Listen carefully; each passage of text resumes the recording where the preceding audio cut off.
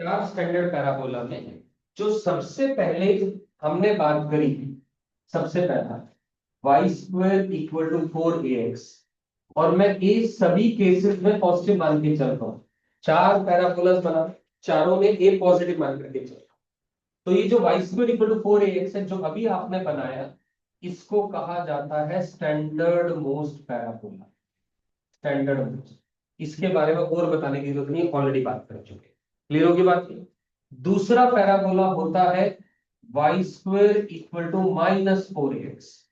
Y square equal to -4x parabola की बात करेंगे तो वो ओपनिंग इधर की बजाय वो ओपनिंग इधर हो जाएगी बस।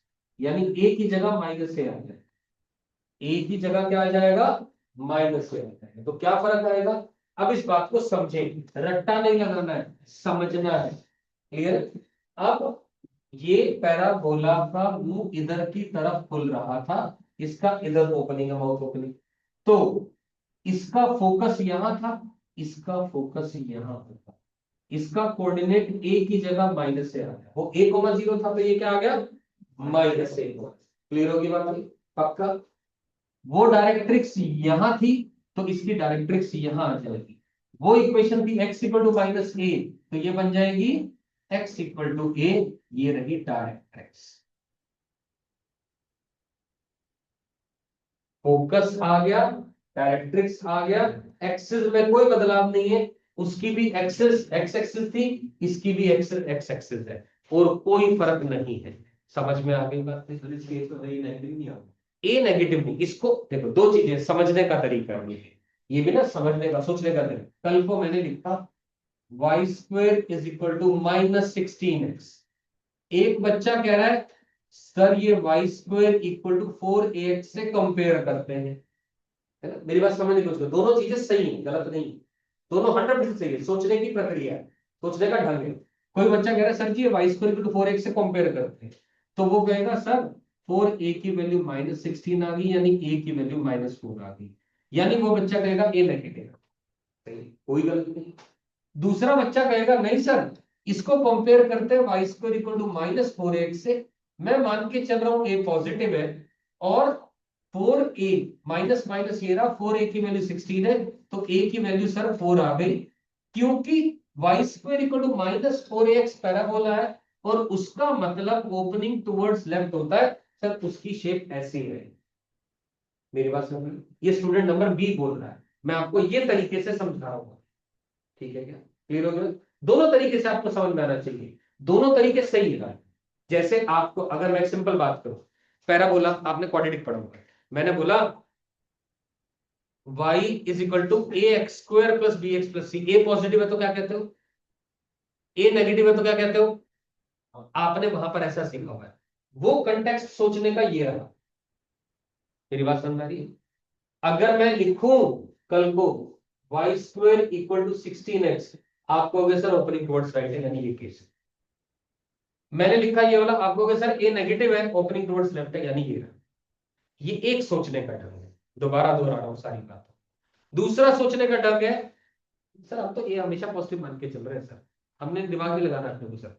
अपने को ये पता है ए पॉजिटिव है, इसको कंपेयर इससे करा तो ए की वैल्यू 4 आ गई, क्योंकि ये -4x है तो ओपनिंग टुवर्ड्स लेफ्ट हो।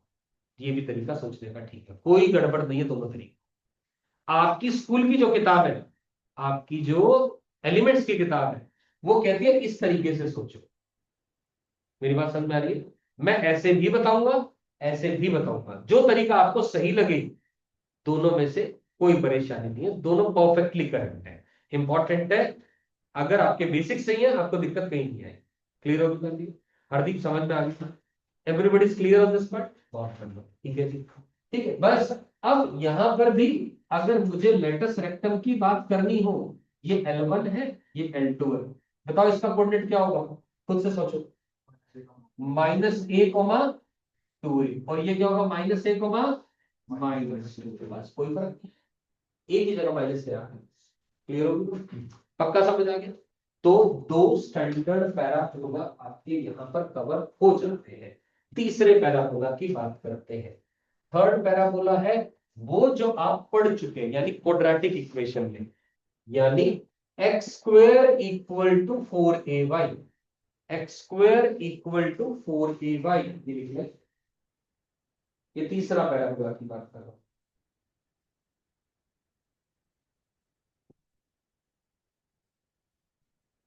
ठीक है क्या? इसका आंसर होगा पैराबोला, इधर ध्यान से देखेंगे, अपवर्ड पैराबोला हो जाएगा, यानी ऐसा। ठीक, कैसे कोरिलेट कैसे कराऊं मैं इसको? आपने क्या पढ़ा क्वाड्रेटिक के अंदर? y equal to A x square plus B x plus C. A positive है, मैं 1 मिनट के लिए इसको सारे को जीरो कर दे रहा हूं, बी और सी को जीरो कर दे रहा हूं, ए को पॉजिटिव कर दे रहा हूं। क्या आपको नहीं लग रहा ये वही वाला परफेक्ट आ गया? एक्स स्क्वायर इक्वल टू, मान लो यहां पर मैंने लिख दिया 4, है ना? तो x square is equal to y by 4। Compare करो, ये और ये सेम चीज नजर आ गया, ये और ये चीज सेम नजर आ गई। बस 1/4 इज इक्वल टू 4a आ रहा है यहाँ पर। वही तो चीजें वही है, नाम बदल रहे हैं। Quadratic equation quadratic equation, quadratic equation तो इक्वेशन है, लेकिन क्वाड्रेटिक पॉलिनोमियल फंक्शन मानना है, हाँ जी फंक्शन है। आपको उसको पैराबोला मानना है, हाँ जी पैराबोला है। आपके ऊपर डिपेंड करता है क्या मान रहे हो, उसके हिसाब से सोचना शुरू कर दो, आंसर आएंगे सारे के सारे। क्लियर होगी बात? पक्का? ठीक है, यहाँ तक डन होगी बात, कोई कंफ्यूजन नहीं है? ठीक है। अब इसमें क्या फर्क आएगा रिलेटिव टू पहला है? हमेशा सारी चीज को पहले पैराबोला के पर्सपेक्टिव बात करोगे सारे स्टैंडर्ड मोस्ट के हिसाब से। इसमें और उसमें क्या फर्क आया? क्या आपको लग रहा है एक्स और वाई इंटरचेंज हो गए? आपको लग रहा है एक्स और वाई इंटरचेंज हो गए? बस यही हुआ और कुछ भी नहीं हुआ। यानी इसका फोकस क्या आएगा? यहाँ क्या था फोकस? इधर फोकस क्या था? तो a comma b becomes b comma a comma 0 becomes 0 comma a। x बन गया y बन गया x, हर जगह एप्लीकेबल है बात। तो ये फोकस बन गया 0 कॉमा a। डायरेक्ट्रिक्स कहाँ आएगी इसकी? यहां आ जाएगी। वहां पर पैरेलल टू किसके आ रही थी? y एक्सिस के। यहाँ पैरेलल टू किसके आ जाएगी? x एक्सिस के। यहाँ क्या था? -a,0। ये पॉइंट क्या आ जाएगा? 0 -a। यहाँ x इक्वल टू -a था, यहाँ y इक्वल टू -a आ जाएगा, और कोई बदलाव नहीं। x की जगह y की जगह x y इंटरचेंज होते रहेंगे हमेशा, हर दम, हर वक्त, हर पॉइंट पर।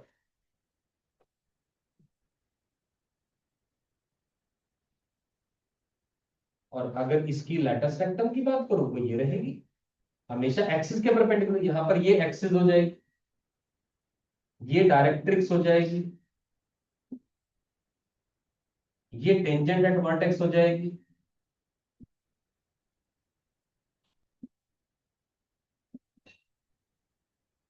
ये मान लो मैंने L1 डैश माना और ये L2 डैश माना।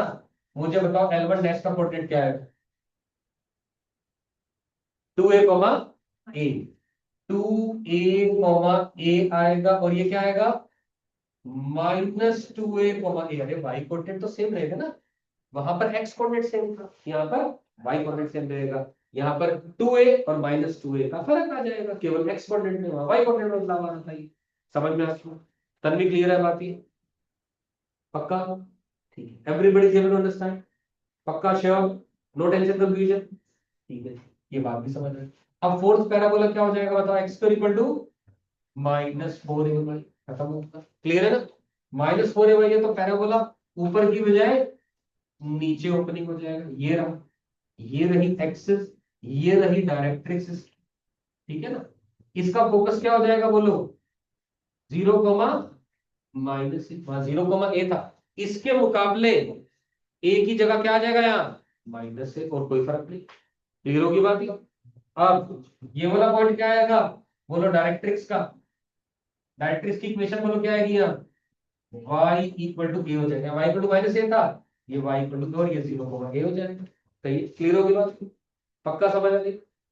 तो इसकी जो लेटस रेक्टम है वो ये रही लेटस से, ये L2 डैश है, ये L1 डैश है। मुझे कोऑर्डिनेट बताओ L1 डैश का क्या है? L1 डैश का कोऑर्डिनेट सोच के बताओ। 2a -a, बिल्कुल सही है। 2a -a, और ये क्या होगा?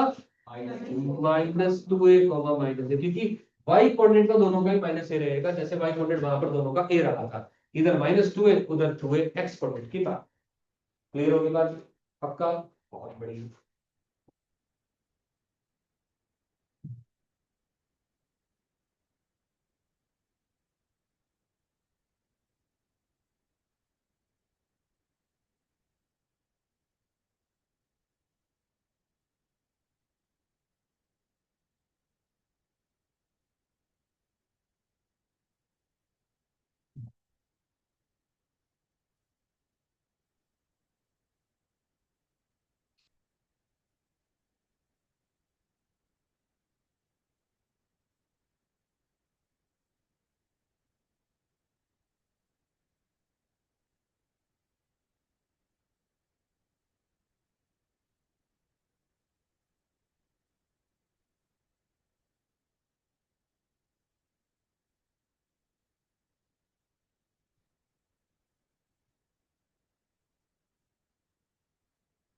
सभी लोग सर्कल के ऊपर असाइनमेंट कर रहे हैं, आज भी घर जाके वही करें, कल भी वही करें। परसों यानी फ्राइडे की क्लास के बाद आपको पैराबोला का होमवर्क मिलना शुरू हो जाएगा। ठीक है ना? तो आपके पास सफिशिएंट टाइम है। और कमिंग संडे को फिर दोबारा एक और टेस्ट है सर्कल का, टेस्ट नंबर 2। यानी अगला पहला लेवल 1 था तो अगला लेवल 2 टेस्ट होगा। ठीक है ना? संडे को ये लिख लिया, समझ आ गई यहां तक? कोई बात किसी भी बच्चे को नहीं समझे दोबारा पूछिए। पक्का क्लियर है? 100% दिया समझ में आ गई बात? ठीक है। आपकी स्कूल रेलेवेंट थ्योरी 90% खत्म हो चुकी है, 5 से 10% बची है उसके पास। अगली क्लास में मैंने आपको क्वेश्चन कराने, जितना मैंने पढ़ाया उसके ऊपर ये क्वेश्चन खत्म हो जाएंगे। उससे अगली यानी सैटरडे क्लास में आपको इस चैप्टर में और क्या बचता है इसके अलावा? टेंजेंट, नॉर्मल, प्रॉपर्टीज और टेंजेंट से रिलेटेड सारी वो बातें जो सर्कल में पड़ी। ये चैप्टर का पूरा पूरा सिनेरियो है। मेरी बात समझ में आ रही है क्या? ठीक। अब एक क्वेश्चन लिखो जरा, लिखो लिखो जल्दी लिखो, दो छोटे छोटे क्वेश्चन है ये, आपने करके आने घर से। क्या? Find find everything for the parabola. Find everything for the parabola. पहला क्वेश्चन y² = 16x। दूसरा क्वेश्चन y² = -16x। तीसरा क्वेश्चन x² = 16y। चौथा क्वेश्चन x² = -16y। ये 4 क्वेश्चन है। चारों क्वेश्चन में एवरीथिंग फॉर द पैराबोला आपने निकालना है, ड्रॉ भी करना है और एवरीथिंग निकालना है। मेरी बात समझ में आ गई मैं क्या कह रहा हूं? ये वैसा ही है जो मैंने standard equation and basic terminology मैंने ए की टर्म्स में लिखाया था। आपको यहाँ 4a की वैल्यू 16 यानी a की वैल्यू 4 दे रखी है, यहाँ भी a की दे रखी है, वैल्यू दे रखी है। तो 4 जो पैराबोला अभी लिखा है उनके हिसाब से आपने काम करना हो जाएगा। या मैं करके बताऊं छोटा सा, ये मत कहना कल आकर के सर करके नहीं आए। इस पूरे चारों क्वेश्चन में मिलकर के 40 मिनट्स मैक्सिमम लगेंगे, मैक्सिमम कह रहा हूं मैं, है ना? 20 से 25 मिनट से ऊपर लगने नहीं चाहिए, ज्यादा से ज्यादा। लेकिन ज्यादा अगर लगेंगे भी 40 मिनट। घर जाकर के केवल एक ही होमवर्क है चैप्टर का, पहले कॉपी पढ़ेंगे, 20 मिनट लगेंगे रिवाइज करने में, इससे ऊपर नहीं लगेंगे। और 40 मिनट काम करने में, टोटल 1 घंटे का काम दिया हमने। और ये करके आएंगे और आज ही करेंगे, कल नहीं करेंगे, ये आज ही करेंगे। क्लियर होगी बात? पक्का? अगर ये पैराबोला ढंग से पढ़ोगे, ढंग से कर लोगे, इतनी सटीक तरीके से समझ में आएगा और इतनी जल्दी हो जाएगा, समझ में आएगा चैप्टर खत्म हो गया। और every question will be doable, every question, believe me. और पैराबोला आ गया होल्ड में, इलिप्स हाइपरबोला तो उसकी आधी ताकत भी नहीं लगेगी। डन? क्लियर है? चलो, thank you, bye bye doctor.